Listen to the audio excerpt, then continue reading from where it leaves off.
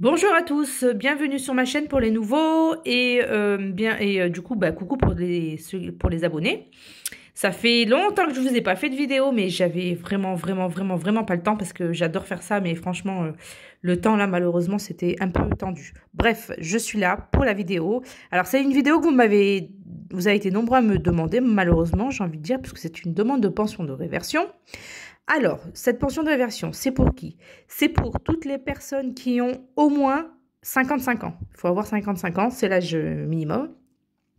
Ensuite, il faut avoir donc perdu votre conjoint, ou ça peut être aussi votre ex-conjoint. C'est-à-dire que si vous arrivez à l'âge de 55 ans et que vous avez été marié avec une personne, avec une personne qui est décédée, en fonction du nombre d'années de mariage, vous pouvez aussi demander la pension de réversion. Si cette personne, donc votre ex-mari ou votre ex-femme, se sont remariés ou a eu plusieurs mariages, en fait, la pension de réversion, vous allez la partager entre les épouses. Plus vous avez été longtemps marié avec la personne, donc plus il y a de nombre d'années de mariage, et plus vous aurez de pension de réversion. Celle qui a été mariée le plus longtemps avec la personne, elle aura plus de pension de réversion. Et lorsque, par exemple, s'il y avait eu deux épouses, que la personne décède, ou deux époux, et que la personne décède. Donc celle qui a été mariée le plus longtemps, elle va avoir une partie. Celle qui a été mariée le moins longtemps, elle aura aussi une partie. Ok, vous me suivez? Si celle qui avait par exemple la petite partie décède, eh ben, l'autre femme récupère la totalité de la pension de réversion. Ça marche comme ça. Je ne sais pas si vous me suivez, mais voilà, si j'étais claire. C'était pour vous expliquer un petit peu. C'est pas parce que vous avez divorcé de la personne qui est décédée que vous n'avez pas le droit à la pension de réversion. Pas du tout. Vous avez le droit aussi parce que vous avez été marié avec la personne. Bref, passons maintenant au dossier. Donc, le dossier, il ressemble un petit peu au dossier de retraite. Pour ceux qui ont vu ma vidéo sur les dossiers de retraite, c'est un peu la même chose. On commence toujours par l'identité. Alors là, c'est votre identité à vous, madame ou monsieur, qui remplissez le dossier. Donc, votre numéro de sécurité sociale que vous trouvez sur la carte vitale. Je le précise, ça peut paraître évident pour certaines personnes, mais pour beaucoup, je vous l'assure que c'est pas évident. Donc, le numéro de sécurité sociale, si vous ne le connaissez pas, vous le trouvez sur votre carte vitale. Donc, on est d'accord, ça vous concerne vous, madame ou monsieur, qui faites la demande. Donc, madame ou monsieur, votre nom de famille, donc les femmes, c'est votre nom de naissance, donc votre nom de jeune fille, vous le mettez ici. Votre nom d'épouse actuel, vous le mettez ici, mesdames. Ou si vous venez de perdre votre époux du coup vous mettez votre nom d'épouse que vous avez gardé ou qui est toujours actuel, parce que c'est récent, donc vous le mettez ici. Et messieurs, si c'est vous qui faites la demande pour une épouse que vous avez récemment perdue, vous mettez votre nom ici simplement, parce que vous n'avez pas de nom de jeune fille logique. Là, vous mettez vos prénoms, tous les prénoms qui figurent sur votre état civil, et vous soulignez le premier, enfin celui que vous utilisez souvent. Si vous appelez Jean, Paul, Pierre, Raymond, Kevin, tiens, par exemple, eh ben vous mettez on vous appelle Jean, donc vous mettez Jean. Voilà. Mesdames, c'est pareil. Vous mettez votre date de naissance, ici, votre nationalité, la commune où vous êtes né. Si vous êtes né à l'étranger, ben vous mettez le pays de naissance, d'accord? Département de naissance, donc si vous êtes né en France, vous mettez le département. Si vous êtes né à l'étranger, vous mettez 99 pour le pays étranger. Et pays de naissance, ben, vous mettez le pays où vous êtes né, si c'est France, étranger, peu importe. Là, vous mettez vos coordonnées, donc votre adresse, l'adresse postale, avec le code postal ici, la commune où vous habitez, le pays, donc France, votre adresse email, si vous en avez une, c'est bien de la mettre, et votre numéro de téléphone. Vous pouvez en mettre deux, un fixe, un portable, peu importe. Ça serait bien d'être joignable si jamais la caisse de retraite doit vous appeler. Donc, vous mettez votre numéro de téléphone. Ensuite, votre situation de famille actuelle. Alors, pourquoi on vous demande votre situation de famille actuelle? Parce que, comme je l'expliquais au début de la vidéo, il est tout à fait possible que vous fassiez une demande pour un ex-mari décédé, voilà. Donc, on vous demande aujourd'hui, quelle est votre situation? Est-ce que vous êtes célibataire? Est-ce que vous êtes marié, pacsé, en concubinage et depuis quand? Est-ce que vous êtes divorcé, séparé, veuf et depuis quand? Si vous faites une demande pour votre mari ou votre femme que vous venez de perdre, malheureusement, eh bien, vous mettez veuf. Depuis quand? Il est décédé tel jour. d'accord? Mais vous étiez aussi marié, parce que avant qu'il décède, vous étiez marié. Donc, vous mettez quand même la date du mariage. Donc, j'ai été mariée vous mettez la date, et je suis veuf, pardon, on voit mieux comme ça, et je suis veuve ou veuf depuis le. Vous mettez les deux. Pareil, si vous avez été paxé, en concubinage, tout ça. Et vous mettez donc veuve depuis le. Si par contre, vous avez perdu votre ex-mari, et que depuis vous êtes remarié, vous mettez marié depuis le. Vous mettez pas veuve parce que votre ex-mari n'est plus votre mari, donc vous n'êtes plus veuve de lui. Donc vous mettez rien là, ok?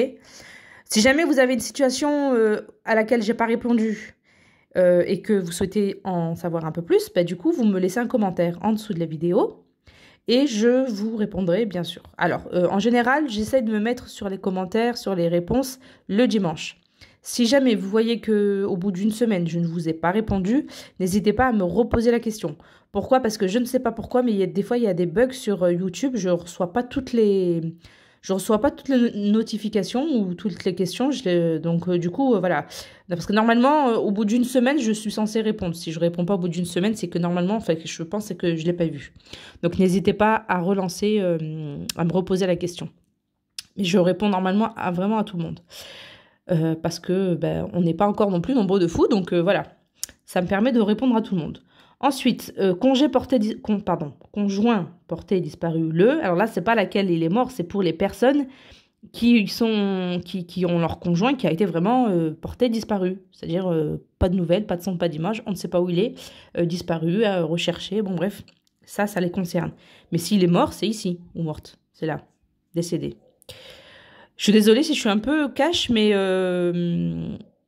je pense que ça doit être compliqué pour vous déjà de faire ce dossier-là, d'accord? N'hésitez pas à le faire par quelqu'un d'autre. Je vous le conseille parce qu'il y a des questions qui vont revenir et c'est pas forcément facile pour vous, surtout que voilà, s'il est décédé il n'y a pas longtemps. Je vous conseille vraiment, vraiment de le faire par quelqu'un d'autre et voilà, être assisté même par un travailleur social ou par la mairie ou voilà, par une amie, une cousin, une cousine, mais c'est plus facile pour vous, je pense. Ensuite, du coup, on passe votre conjoint décédé. Donc, celui qui est concerné du coup par le dossier de réversion, pour qui vous faites la demande. Donc, votre conjoint décédé, vous mettez son numéro de sécurité sociale. Si vous ne l'avez pas, bah, tant pis. Enfin, c'est vrai que si c'est une personne avec qui vous n'avez plus de contact parce que vous faites la demande parce qu'il est décédé alors que vous étiez divorcé, vous n'avez pas forcément gardé son numéro de sécurité sociale, bon... voilà, mais c'est bien de le mettre, c'est toujours mieux de le mettre. Sinon, vous complétez, est-ce que c'était votre ex-épouse, époux, son nom de naissance pour les femmes décédées, le nom d'usage, donc là, vous mettez là votre nom de famille, monsieur, sa date de naissance, la nationalité, la commune, le département de naissance, le pays de naissance. Ce pavé-là, c'est exactement la même chose que le premier, sauf que celui-ci, c'est pour vous, celui-ci, c'est pour votre enfin, le conjoint décédé ou l'ex-conjoint décédé. Voilà. On passe à la page suivante. Donc, page suivante. Ce paragraphe-là, donc c'est le même que les autres, mais il va concerner, mesdames ou messieurs, votre conjoint actuel. Donc, en gros, vous faites ce dossier-là parce que vous êtes divorcé d'une personne qui est décédée, vous faites le dossier de réversion, mais depuis, vous vous êtes remarié. Donc, vous remplissez ce paragraphe-là qui est comme les autres. Hein, je ne reviens pas là-dessus. Numéro de sécu, nom, famille, prénom, etc. Donc là, ça concerne les personnes qui se sont remariées. Si vous n'êtes pas concerné, vous barrez, parce que vous venez juste de perdre votre mari ou votre femme, donc vous n'êtes pas concerné, parce que vous ne vous êtes pas remarié, donc vous barrez. Les enfants que vous avez élevés avec votre mari ou votre femme, ok? Donc le nom de famille, le prénom, le lien de parenté, est-ce que c'est une fille ou est-ce que c'est un fils? Est-ce que ça peut être aussi la belle-fille ou le beau-fils, hein, si c'est des conjoints de votre ex-époux? Leur date de naissance, et est-ce que vous les avez élevés jusqu'à leurs 16 ans? Si c'est plus que 16 ans, vous arrêtez à 16, vous mettez 16. Si c'est moins, vous les avez éduqués pendant 5 ans, après ils sont partis, peu importe, vous mettez le nombre d'années de prise en charge, mais jusqu'aux 16 ans de l'enfant. Vous avez actuellement des enfants en charge. Donc ça veut dire que vous êtes du coup, excusez-moi parce que j'ai reçu un message. Voilà. Donc vous avez actuellement, donc vous avez 55 ans. Vous faites le dossier de pension de réversion, mais vous avez toujours un enfant à charge. à charge fiscalement parlant, c'est-à-dire qu'il figure sur votre avis d'impôt. Si c'est le cas, vous remplissez ici, pareil que là, hein, donc nom de famille, prénom, lien de parenté, date de naissance, et est-ce que vous percevez une prestation d'orphelin servie par un régime de base? En gros, si vous en avez une, vous le savez, donc vous mettez oui. Si ça vous dit rien, c'est que vous l'avez pas. Donc en gros, vous mettez non. Voilà. Cette partie-là, vous ne la remplissez pas, c'est pour la CARSAT. Donc tout ça, vous ne touchez à rien, vous laissez tel quel, et on passe à la page suivante. Ok, donc la page suivante. Ici, on vous demande le point de départ de la pension de réversion. Alors, le point de départ, c'est le mois qui suit le décès de votre ex-époux, ex-épouse, époux, épouse. Donc, je schématise, en gros, pour exemple, la personne donc, est décédée le 3 janvier. Et bien, le point de départ, ça sera le 1er février de l'année en cours. 2020, si on est en 2020, peu importe. La personne est morte le 15 mars. Vous mettrez le point de départ, le 1er, c'est toujours le 1er, du mois qui suit. Donc, mars, le mois qui suit, c'est avril. Vous mettez 1er avril, c'est mieux comme ça, voilà, 1er avril. Donc, je recommence. Si la personne est décédée le 1er décembre, vous mettrez non, on va dire elle est décédée le 4 décembre, vous mettez le 1er janvier de l'année après. Voilà, c'est toujours, bon, ça, le 1er, ça ne change pas, mais c'est toujours le mois qui suit le décès. Voilà. Avez-vous exercé une activité professionnelle en France ou dans d'autres pays? Vous mettez oui si c'est le cas, ou sinon vous mettez non. Si oui, avez-vous obtenu la totalité de vos droits à la retraite personnelle? En gros, ça veut dire est-ce que vous êtes retraité? Le jour où vous faites le dossier, est-ce que vous êtes retraité ou pas? Vous mettez oui ou vous mettez non. Ensuite, ici, vous mettez le nom de l'organisme qui vous verse la retraite si vous êtes concerné. Donc, ça peut être la CARSAT. Référence, bon, vous mettez votre numéro de sécu. Point de départ, c'est depuis quand vous avez la retraite. Et le montant mensuel, brut si vous l'avez, c'est mieux. Normalement, sur la notification de retraite, vous l'avez le montant brut. Si vous n'avez pas, vous mettez le montant net que vous percevez tous les mois et vous mettez entre parenthèses net. Comme ça, la CARSAT saura que ce n'est pas le montant brut, mais le montant net. Et vous faites ça avec toutes les caisses. Donc, ça peut être la CARSAT, le RSI. Bon, RSI n'existe plus maintenant, mais ça peut être le RSI, ça peut être la CARSAT, la MSA. Il y a quoi d'autre comme caisse de retraite? La CNRACL, voilà. Ça, c'est les grosses retraites. Vous pouvez mettre aussi les retraites complémentaires. Donc, ça peut être la Pro-BTP, l'ARCO, Agirc. Bref, vous mettez le nom. Si vous ne le savez pas, vous avez un doute, vous regardez sur votre relevé de compte bancaire. Ceux qui vous versent les pensions, il y a écrit le nom dessus. Donc, vous prenez votre relevé de compte et vous avez le nom de la caisse. Et vous avez le point de... Bon, le point de départ, c'est l'âge à laquelle vous avez eu la retraite. Hein. Ça ne change pas, normalement, c'est le même. Et vous mettez le montant que vous avez. Si vous en avez plusieurs, vous mettez plusieurs.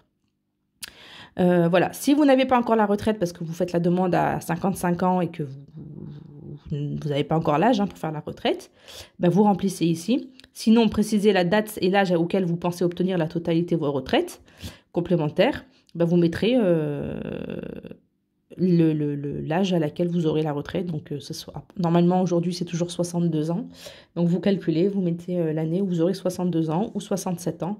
Pour les retraites. Si vous voulez un peu plus de précision par rapport aux retraites, j'ai fait une vidéo sur les retraites dans ma chaîne que vous trouverez facilement.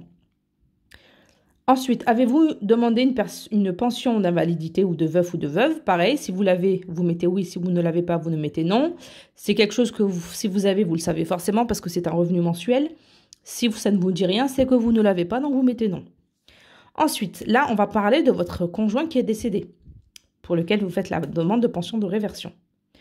Donc votre conjoint décédé a-t-il eu à sa charge permanente un ou plusieurs adultes handicapés? Si oui, vous mettez oui, parce qu'en gros, vous avez élevé des adultes handicapés, des adultes handicapés.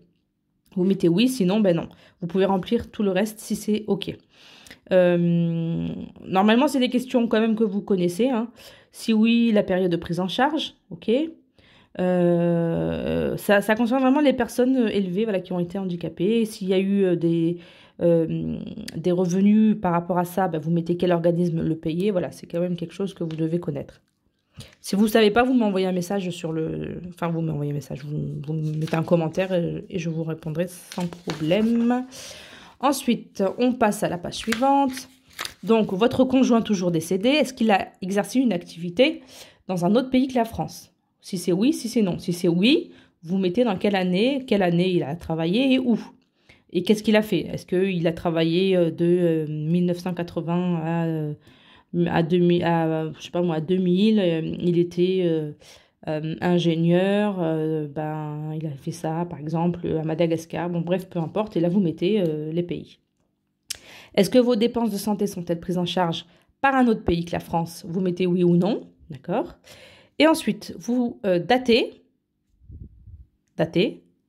à ben, la ville où vous êtes, vous habitez, et vous signez le dossier. Très important, signature. S'il n'y a pas la signature, votre dossier sera renvoyé. Donc, vous le signez. Ensuite, vous remplissez votre nom, votre prénom, donc de vous, hein, c'est le vôtre là, la personne qui fait le dossier. Votre numéro de sécurité sociale, oui, vous l'avez mis sur la première partie, mais vous le remettez quand même. Pas chercher à comprendre, on vous le demande, il faut le faire. Ensuite, ça va concerner vos ressources, les revenus mensuels. Donc, on met toujours les 3 mois qui précèdent, je fais le geste, qui précède, donc avant le décès du conjoint. Vous devez déclarer vos revenus personnels perçus en France et dans un autre pays. Et si vous vivez en couple, d'accord, suite à un remariage, etc., les revenus de votre conjoint actuel ou concubin perçus en France à l'étranger. Donc ça, c'est vous. Donc en fait, ça se lit comme ça. Hop, vous, ok, votre conjoint actuel. Mesdames ou messieurs, si vous avez perdu votre conjoint et que vous êtes, du coup, vous l'avez perdu le mois dernier, vous êtes dans le dossier, votre conjoint actuel, là, vous ne remplissez pas. C'est pour les personnes qui se sont remariées depuis le décès du conjoint pour lequel vous faites le dossier. Donc, ça ne concerne pas votre mari que vous avez perdu, on est d'accord. C'est vraiment le conjoint actuel qui est toujours vivant et avec qui vous êtes remarié. Voilà. Sinon, vous êtes seule, veuve, seule, pas remariée. Donc, vous allez remplir que cette partie-là qui vous concerne. Voilà. Donc, les 3 mois qui précèdent, donc normalement, c'est écrit juste avant, si on est d'accord. Les ressources indiquées, voilà, c'est là, sont celles des 3 mois précédant le point de départ choisi. Ok, donc on se rappelle que les points de départ choisis, c'est le mois qui suit le décès. Donc là, on va mettre les 3 mois avant le décès. Donc, vous mettez le mois 2 ici. Hein. Par exemple, aujourd'hui, on va dire qu'on est en octobre. Donc, vous mettez août, septembre, octobre et vous remplissez comme ça. Donc, combien j'ai eu de salaire en août? Par exemple, en août, je le remplis. J'ai perçu en salaire 1500 €. Tac. Revenu professionnel des non-salariés. Si je suis à mon compte, ben en août, j'ai eu 400 €. Indemnité maladie, j'ai été en maladie, en arrêt maladie, ben la sécurité sociale m'a versé 700 € par mois. Allocation chômage, je suis au chômage en septembre, pour changer un peu, septembre, octobre. En septembre, ben, du coup, j'ai eu 400 € de chômage. Je suis retraitée, ben, tous les mois, c'est la même chose. Hein, j'ai reçu là 1700 €, 1700 €, 1700 €. Bon, bref, vous m'avez compris, hein, c'était pour vous donner un exemple. Et vous faites pareil pour le conjoint actuel, pour les personnes qui se sont remariées, je précise. Ici, vous mettez le nom des organismes qui vous payent. Si c'est Pôle emploi, vous mettez votre Pôle emploi, numéro de Pôle emploi. Si la CAF vous paye quelque chose, vous mettez CAF, votre numéro de CAF. Si c'est la retraite, vous mettez CARSAT, enfin bref, les noms des organismes qui vous payent. Donc, n'oubliez pas de préciser le nom du conjoint décédé, vous aurez droit à la retraite. Oui, mais ça, c'est bon, parce que ça, vous l'avez mis normalement dans le dossier avant. Ok. Ensuite, donc ça, c'est la suite. Donc, ça se lit toujours comme ça, mais c'est la suite. Donc, il y a la retraite de réversion. Est-ce que vous avez une retraite de réversion complémentaire? Parce que là, en fait, ce dossier-là, c'est pour la CARSAT principale de la personne décédée. Donc, il faut que vous sachiez à quelle caisse elle cotisait. Ok? Si vous ne savez pas, vous me laissez un commentaire. J'essaie de deviner avec vous en fonction de là où elle a travaillé. Je peux essayer de deviner avec vous de quelle caisse elle dépend. Donc ça, vous me laissez un commentaire. Parce qu'il y a tellement de caisses que c'est compliqué à comprendre. Mais vous me laissez un commentaire et je vous répondrai avec plaisir. Donc, en fait, c'est la suite. Retraite de réversion complémentaire. Les rentes, s'il y avait des rentes. Voilà. En fait, vous regardez ce qui vous concerne hein, et vous remplissez. Voilà. Là, c'est vous. Là, c'est le conjoint. Actuel, je répète. Là, c'est pour déclarer les biens que vous avez. Les biens immobiliers, les biens argent placé. Donc, ça sert à déclarer tout ça. Donc, est-ce que vous avez un bien, une maison secondaire. Parce que tout ce qui est habitation principale, vous ne le mettez pas. Donc, vous mettez que les secondaires et vous mettez ici la valeur actuelle. Si vous ne savez pas, vous faites venir un agent immobilier qui vous estimera le bien. Mais il faut le mettre. Habitez-vous la maison dont vous êtes actuellement propriétaire? Donc, si c'est votre habitation principale, vous mettez oui. Est-ce que une partie de cette maison est louée, oui ou non? Donc ça, c'est facile à... Est-ce que vous avez fait une donation depuis moins de 10 ans? C'est des questions faciles quand même, d'accord? Est-ce que vous avez fait une donation? Oui, combien, si vous l'avez fait? Bien immobilier, donc ça, c'est... Alors ça, immobilier, c'est tout ce qui est maison, appartement, garage, l'immobilier, quoi. Et ça, les mobiliers, en fait, c'est l'argent placé. Ça peut être les titres, les actions, si vous avez l'action en bourse. Ça peut être de l'assurance vie, ça peut être des livrets A, ça peut être... Bref, c'est de l'argent placé qui rapporte des intérêts. Vous le déclarez ici. Si vous ne savez pas, vous vous rapprochez de votre conseiller bancaire qui va vous aider à remplir ce que vous avez. Voilà, c'est la suite, c'est la même chose. Vous faites A, vous mettez la commune où vous habitez, pareil, et vous signez encore une fois ici. Très important, il faut vraiment le signer. Voilà, donc là, le dossier, il est terminé. On a fini de le remplir. J'espère que ça va vous aider à le remplir, ce dossier qui est pas évident. Enfin, c'est pas évident dans le sens où c'est un peu long et puis surtout que c'est plus la charge émotionnelle en fait qui est compliquée parce que vous venez de perdre votre conjoint et vous avez la tête autre chose qu'à remplir un dossier. Et puis c'est des questions rébarbatives et qu'est-ce qu'il a fait, telle période et voilà la date de décès. Bon bref, c'est pour ça que je vous conseille de le faire remplir par quelqu'un d'autre si vous le pouvez bien sûr. Si vous le pouvez pas, ma vidéo elle est faite aussi pour ça, pour vous accompagner justement à le remplir vous-même. Voilà, c'est compliqué, mais malheureusement, ça fait partie de la vie. Donc, on n'a pas le choix. Et puis voilà, il faut courage à vous. Et puis voilà, n'hésitez pas à m'envoyer un commentaire en fin de la vidéo. Et je vous aiderai avec grand plaisir. Allez, à bientôt sur ma chaîne.